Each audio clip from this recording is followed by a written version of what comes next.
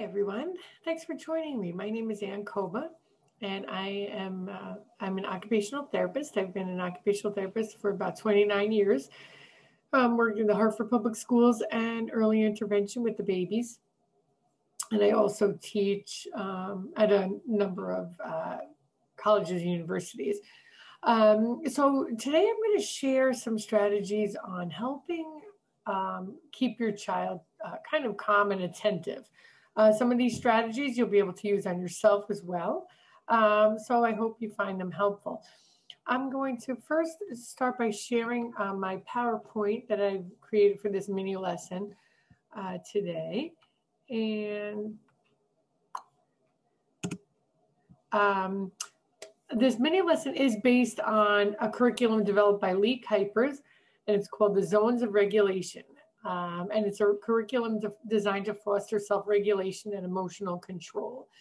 I'm going to share with you now a couple of minute video clip to give you an introduction to what it is, and then we'll talk more about specifics afterwards. Blue, green, yellow, and red.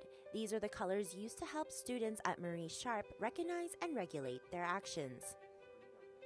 It's based on just 4 zones, and so it simplifies the emotions that we experience, the whole range of emotions that we experience, and identifies just 4 major ones. And so we're looking at the sadness in the blue zone, and we're looking at happiness in the green zone. The yellow zone is where you're starting to feel agitated or frustrated, and of course the red zone would then be the zone where people are angry and where their emotions is very elevated. And then what we're looking for eventually is to build a toolbox, so when you're in a zone which is expected or unexpected, that you have some tools in your toolbox to bring you back down to a more manageable zone. It's called the Zones of Regulation program, and by giving students these tools, it will not only reduce negative behavior, but also aid in preventing bullying. It is a bullying prevention program because we are teaching healthy relationships, healthy eating. Just maintaining that healthy disposition fosters an environment, a nurturing environment where it's easy to learn. It's pretty concrete, and if I say, okay, now we all need to be in the green zone, they're learning what that is, so that they're focused and ready to learn. Marie Sharp started integrating this program in October, and while it was offered to only a select number of students at first, it quickly expanded. We started actually with focusing on our most vulnerable kids that had behavioral issues in the classroom, and that seemed to work with those students. But when they went back into the classroom, they knew all the vocabulary and the language behind the zones, and the other kids in the classroom didn't know the language, so they weren't kind of able to support those kids further, right? So we decided as a staff that we should go into the classrooms and teach this to the entire class, because I'm a big believer in whatever works for your most vulnerable students is going to work for all of your students. I have seen, it's going, and they can recognize zones, and if I say, I'm in the yellow zone or I'm in the green zone, then they can, I think it's just really concrete, and it gives them something that they can base themselves on. Today, students like Ms. Fennell's grade 3 class learn their zones of regulations inside and outside of the classroom all school year. If we do it all year, then the kids, it becomes part of their being. It becomes part of their practice. And so practicing every day just allows them to expect that every day. They expect that sort of behavior from everybody. It's just not hit one time. It's expected behavior throughout the school, and so every day they know what to expect. Sometimes you have to teach stuff 50 times before they get it. So one shot deal in one day, but this is over and over again. So it just sort of becomes a habit. I get on the announcements and ask the students, the staff member that's up on the board, what zone are they in? And so kids are going to the board. They're quite excited about it. Go to the board, figure that out, and they come down and tell me. I put a little bit of a reward in it for the first couple that come down to the office, but now kids are just talking to me just because they want to let me know they know which zone that the staff member is in. And the program is only getting bigger. I had a PAC member shared a story where she was frustrated with her daughter because they weren't cleaning up after themselves, and her daughter went to her and said, Mom, are you in the yellow zone? And then she started asking her daughter more about the zones of regulation program. And so that conversation is happening at home too. And that's the ultimate goal, is to get the conversation out to, you know, beyond the walls of the school, out to parents, and also out into the community. Teachers are hoping programs like the Zones of Regulations will not only help their students in learning, but also promote positive attitudes in the school system.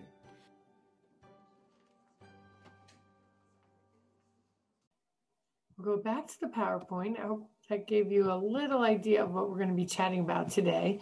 Okay,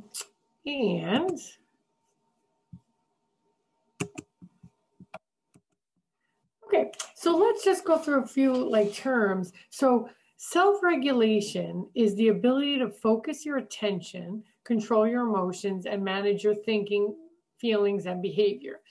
And some of us can do this instinctually. Some children can do it instinctually. But there are some children, and grown-ups for that matter, who need some cues and some ideas explicitly taught to them. And we're going to do this through this program with Zones of Regulation. And Zones of Regulation uses colors, as you heard in the video that we just watched, colors to help with self-regulation. They use blue, green, yellow, and red. Please know that all colors are appropriate depending on the situation. We want to be in the correct color that matches the situation, because we're going to be comfortable and others around us are going to be comfortable. So let's talk about the colors first. You can see that in this little chart. Green, let's start with green. Green is the color that we want to be when we're at school and when we're doing learning and when we're at work. Green is happy, calm, feeling okay, focused, ready to learn, ready to do our work. Okay? So green is the color we should be when we're say history class, right? Blue is representative of when we have our feelings, emotions, and behavior that are more like sick, sad, tired, moving slow. I feel like it's overall blah kind of a feeling. When we're in that zone, an appropriate time to be there is, say, at a funeral, right? Then most people there are in this blue zone. They're feeling sad. They're going slow. So that would be an appropriate time.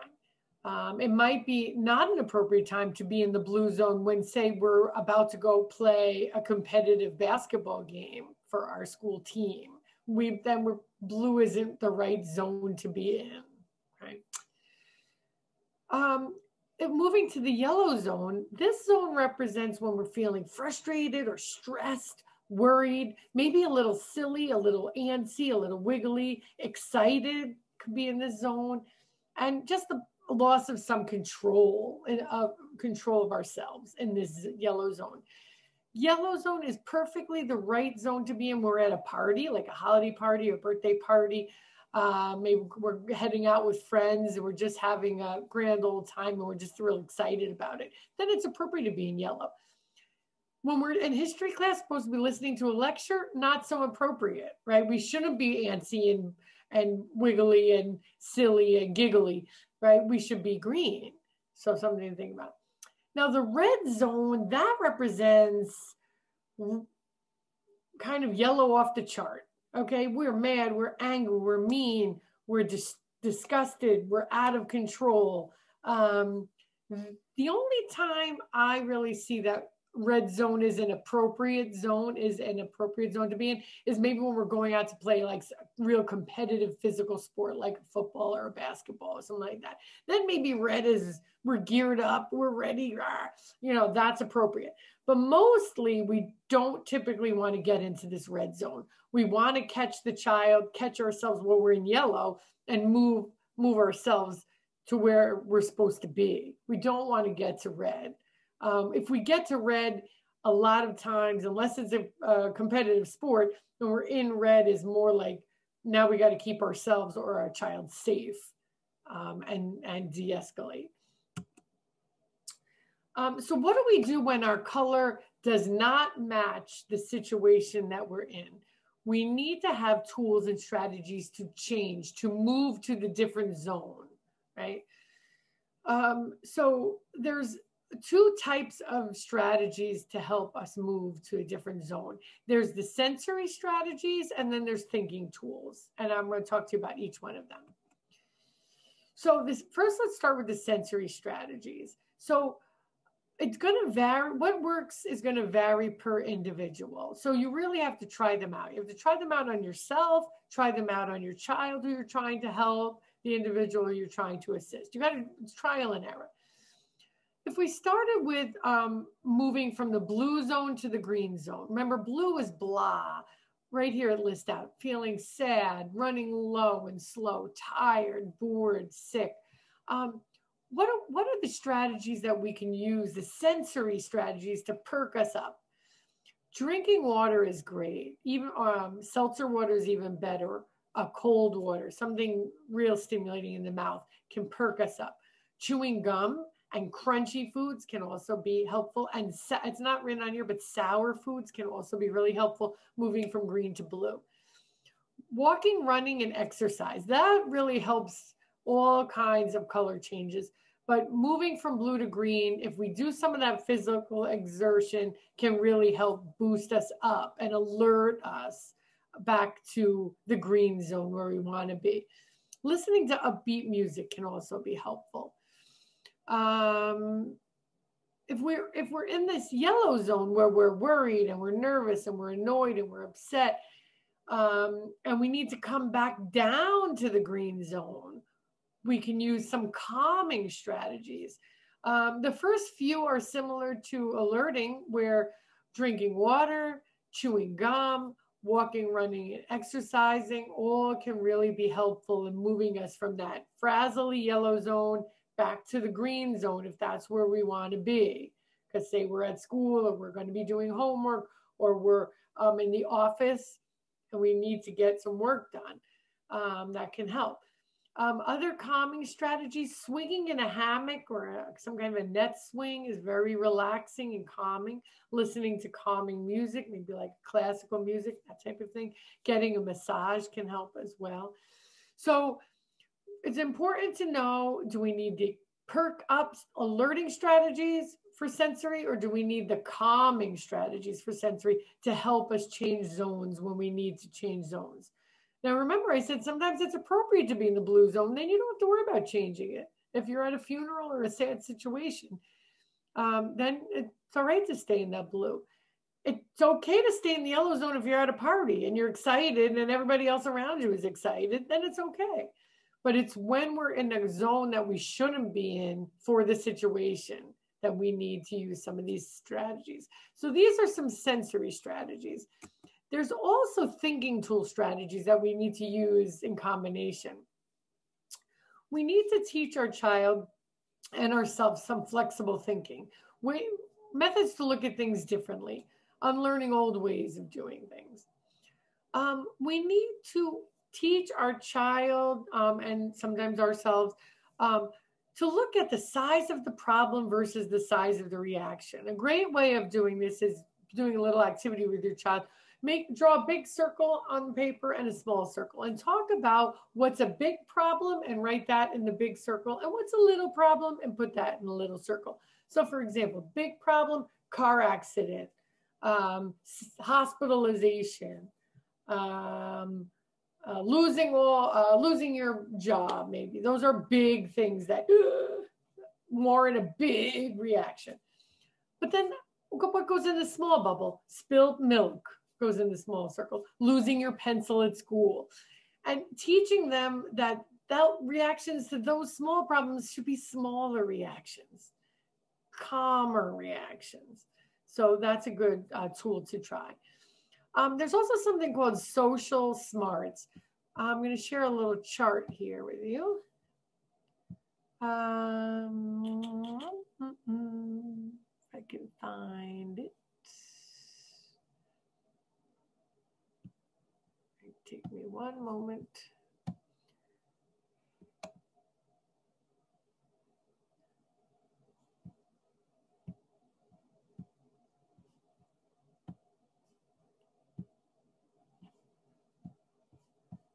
So this is, oh, wrong one. Sorry.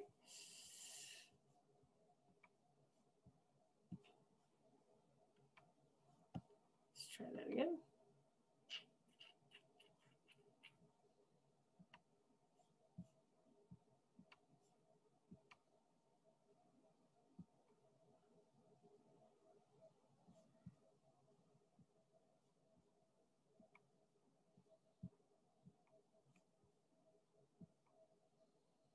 Okay, so this is just an example of a chart where that you can do with your child, thinking about science smarts versus social smarts. They're two kind of different parts of your brain that you're using.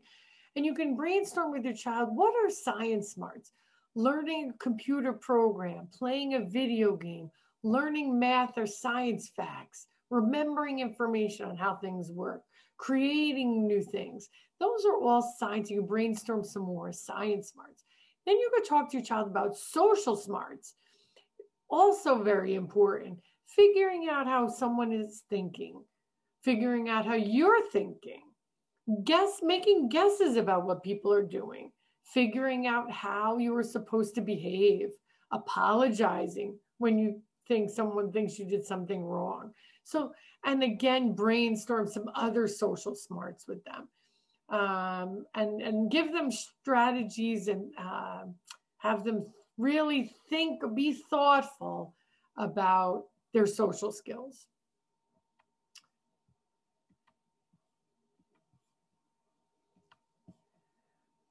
Some other thinking tools. Positive self-talk is really important. We want to model talking positively about ourselves and about our family and our children, but we also want to help our child create a list of positive self-talk statements. And I'm going to share some examples here. Positive thoughts and affirmations. You can develop a list. You can share this list with your child. You can have them pick their favorite ones. You can help them develop their own list. But statements like, there's no one better to be than myself, I am enough, I get better every single day, I am free to make my own choices, I deserve to be loved, I can make a difference. So this is a lovely list. But really, you want the child to own their statements, so they should pick the ones that are powerful and important to them, and you could help guide them. But using the positive statements to talk about themselves is going to be really important, and we want to model it, and we want to show them how it's done. You want to talk to them about how it's important to do good self-talk in their mind. There's crafts that you can use to facilitate this, and also practice changing negative thoughts to positive thoughts. I believe I have an example of this as well to share with you. This is it. So negative talk versus positive talk, right? I am a failure. I should have been given a job. I won't be able to get an interview now. But on the positive, I'm disappointed, but I understand about my interview performance now and overall my strengths and weaknesses. I'll do better next time. I'll apply for other jobs more selectively. So really thinking about the negative versus the positive, turning the negative self-talk into a positive self-talk, I think is really important. And you do this by modeling for your child, so you're doing it, right? And then also helping and guiding them. So if they're, instead of having them, when they express their feeling cheated, angry, disappointed, talk about start to being determined to do better next time and how they can do that.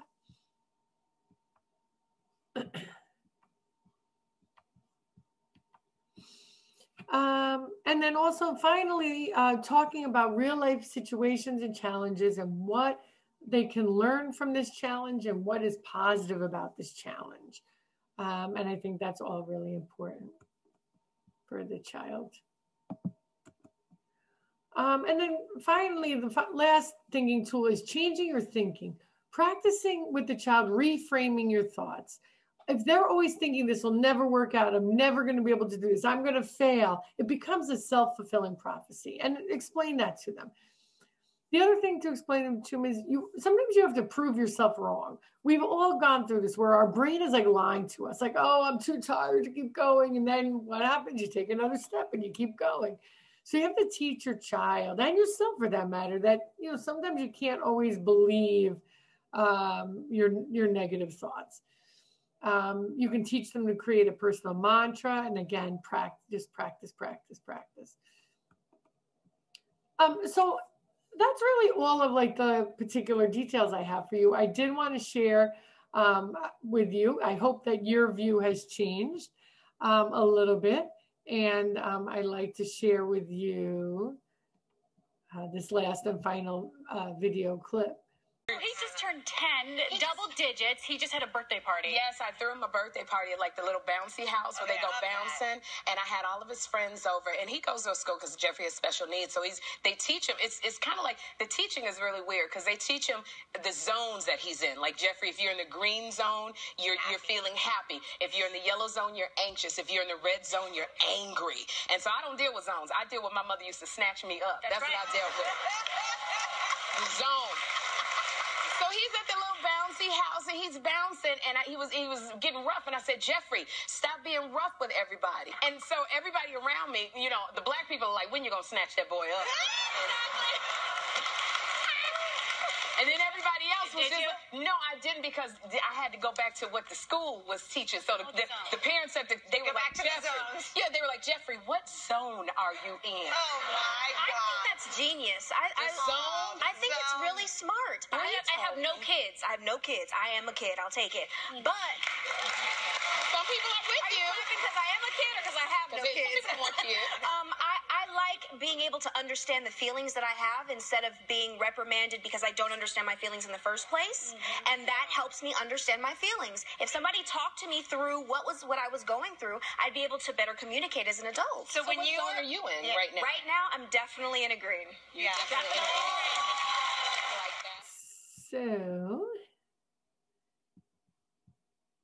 I hope I have helped you change your view a little bit on self-regulation and your child, and maybe even yourself.